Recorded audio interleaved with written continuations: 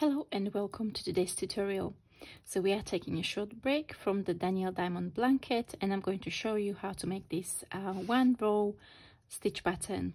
This is a great stitch pattern for lacy projects that you would like to have a bit more structure and stability too. So I made my swatch using a cotton yarn, and what I really like about the stitch pattern is that even though it's lace, which tends to be very stretchy and airy, it still has got that airy feel to it, but it's not as stretchy. So I would probably make something like a market bag with this, or soap savers and other home decor projects. I think it would look really lovely as a part of the stitch pattern on a shawl. So without further ado, let's dive in. I'm going to demonstrate this on worsted weight yarn just so that it is a bit more visible, and I'm using 7mm Tunisian crochet hook, and I won't be using any extension today because I'm not going to have that many stitches on hook that they would start slipping off. So as I mentioned, this is one row stitch pattern and it is worked over an even number of stitches. So we'll start with a slip knot. Place your loop on the hook, and then we are going to chain even number. So chain is worked by yarning over and pulling through. Again, yarn over and pull through the loop on the hook. So that's chain 2, 3, 4, 5 and 6. I'm going to do 2 more, 7 and 8. So I think that's enough for the demonstration. You will then turn your chains around and you will see that there are these small bumps at the back. So that's what we are going to be working through. So insert your hook through this back bump from front to back, yarn over and pull up a loop. And you will continue inserting the hook into every back bump. So you will end up with 8 loops on your hook, and that corresponds to the 8 chains that we worked. Okay, so this was the forward pass for this stitch pattern. You can double check your number of loops, and now we will do the return pass. This will be the standard return pass of yarn over, pull through 1, yarn over, pull through 2, and you will repeat yarn over, pull through 2 all the way to the back until you have 1 loop left on the hook. Okay, and now we will start the stitch pattern for the row that will be repeated for the length or width of your project. So first we start with yarn over.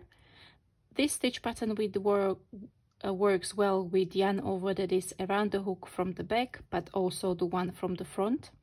So it's up to you what you prefer to do. So we yarn over, and then you will work 2 Tunisian knit stitches, or Tunisian knit stitches into the next 2 stitches, whichever way you prefer. So we will insert the hook between the front and back vertical bar of the next stitch, right through the middle. So from front to back, yarn over, pull up a loop. That's 1 Tunisian knit stitch, and then another one. And you will then take the yarn over and pull that through the 2 Tunisian knit stitches. And this creates a horizontal bar across those 2 stitches too, and it holds them together. Okay, then we will continue yarn over, Tunisian knit stitch into the next 2 stitches, and pull the yarn over the stitches, like so. Again, yarn over, 2 Tunisian knit stitches, and pull the yarn over the Tunisian knit stitches, and then worked an end stitch. End stitch is worked, and the end stitch is worked under the 2 strands of yarn of the last stitch. Pull up a loop. So now we will work the return pass. It's also standard return pass. However, we need to make sure that we worked each of the loops individually. So we first chain 1, then yarn over pull through 2, yarn over pull through 2. If you pull through both of the stitches together, you will create a decrease. So you would decrease the number of stitches by half on every return pass. So you need to make sure that you only, when you do yarn over pull through 2, you only pull through one of the loops that is kind of in the pair, and then the other, like so. So that was row number 2, and then rows 3 up to how many rows you need to work, you will continue. So we yarn over and do 2 Tunisian knit stitches. Now the stitches are pulled together, so again you need to make sure that you work both of these, not to decrease the number of your stitches, not to miss one, and pull over, again yarn over, work 2 Tunisian knit stitches. And because we are pulling the stitches together, this created extra space between the groups of 2, creating the lacy texture. As I mentioned, the lace is airy, but it's not very stretchy. And then stitch. And again, I would work standard return pass for the row number 3 and for the rest of the rows. Okay, so this was the stitch pattern, and now I'm going to show you how to bind off. You can use Tunisian simple stitch bind off.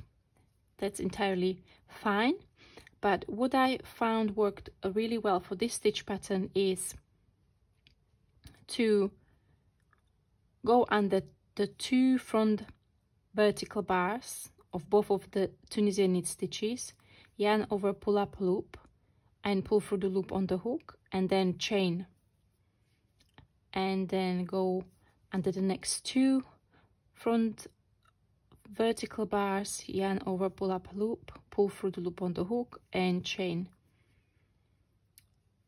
So this maintains the number of stitches on the bind off row, and it also offers some elasticity and flexibility on the last row, so it wouldn't pull in. And then we bind off the end stitch as well. Thank you very much for watching. I hope you enjoyed this super quick tutorial. Let me know what you would use the stitch pattern for, and I'll see you in the next tutorial. Bye bye.